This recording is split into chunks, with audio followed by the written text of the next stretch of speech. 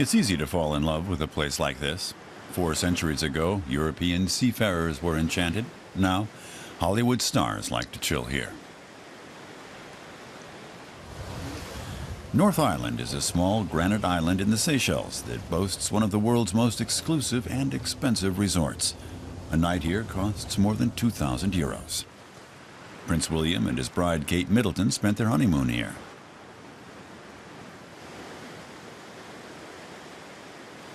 The island used to be plagued by rats and wild cats, but not anymore. In 1997, a foreign travel company bought the island and turned it into a luxury retreat and nature reserve.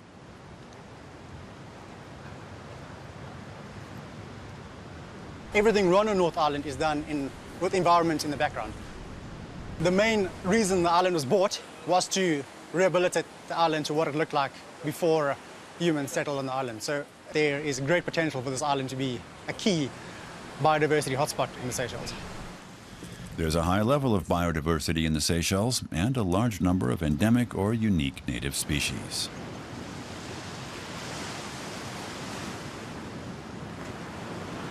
Among them are the blue pigeon, the white-eye, and the white-tailed tropic bird. For ornithologists, the Seychelles are a treasure trove. Lindsay Chong-Seng is a biologist, and he's an expert on the animals and plants of the archipelago.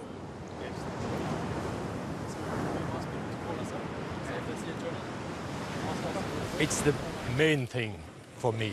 I like to see the endemics, and I think before you can appreciate what you have, you need to know about it. And a lot of these things, they're so cryptic, and only the specialist knows about it. I'm trying to get them into mainstream.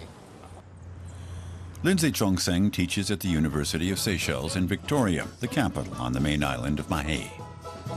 Most of the country's 90,000 people live there.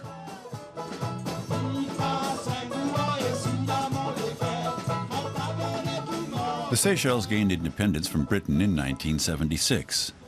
Its colonial heritage is still very present. You can see it in the architecture. Cars drive on the left, and the name of the capital, Victoria, is a dead giveaway. The people involved in biodiversity management here meet regularly at a hotel in Victoria. Among them is a team from the United Nations Biodiversity Finance Initiative, BIOFIN. It takes considerable amounts of money and other resources to maintain and protect nature. What does it cost to really do biodiversity conservation effectively? How many consultants do you need? How many vehicles do you need? What is the cost if you're going to expand the protected area network? How do you implement sustainable fisheries? What actions do you need? Every detail of that is mapped out and costed like you do a budget. That may all sound a little dry, but what BIOFIN does is crucial. Public and private sector players have to be identified and have to get involved. One project is about achieving financial autonomy for the National Parks Authority.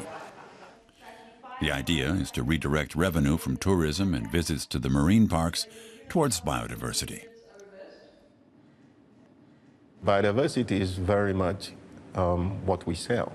It's the beauty of the island, it's the fish in the ocean, the coral reefs, in the mountains, the birds, the plants. So without biodiversity, without a healthy marine and terrestrial environment, the economy of Seychelles has got no chance. This country will not be a viable country.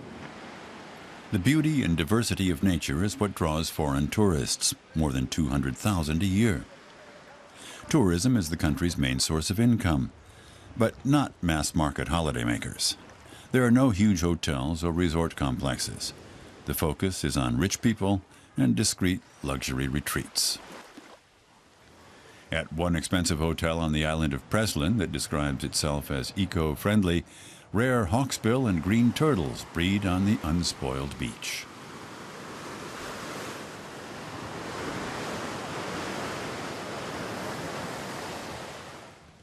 But right nearby is an 18-hole golf course. Environmentalists protested when it was laid out, but to no avail. Commercial interests can collide with concern for nature. The Vallée du Mai Nature Reserve nearby is not under threat. It's a UNESCO World Heritage Site. It's a large and well-preserved palm forest with endemic species such as the Coco-de-Mer. Its fruits are huge. They can weigh up to 25 kilograms and contain the largest seeds of any plant in the world.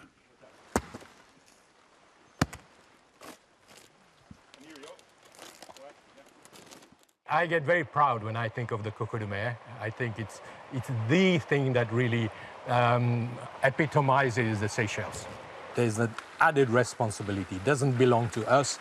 It belongs to the rest of the world. And because it's only found there, you are the guardian for the rest of the world. So you have to make sure that it doesn't become extinct. This sense of guardianship and respect of nature are widespread among the people of the Seychelles. It was the first state to enshrine nature conservation in its constitution. That includes its territorial waters and the seafloor. Its coral reefs have experienced major die-offs, but efforts have been undertaken to revive them. Special glue is used to attach coral to the rocks. If you lose the diversity of life on those coral reefs or around in the water, Seychelles becomes just another beach. And there are plenty of beaches in the world. As we know more and have more resources, we should be able to turn this place really in one of the best paradises that you can find on Earth. Many might say the Seychelles are already a paradise. But either way, it will take work and money to make sure the islands remain beautiful and the environment healthy for a long time to come.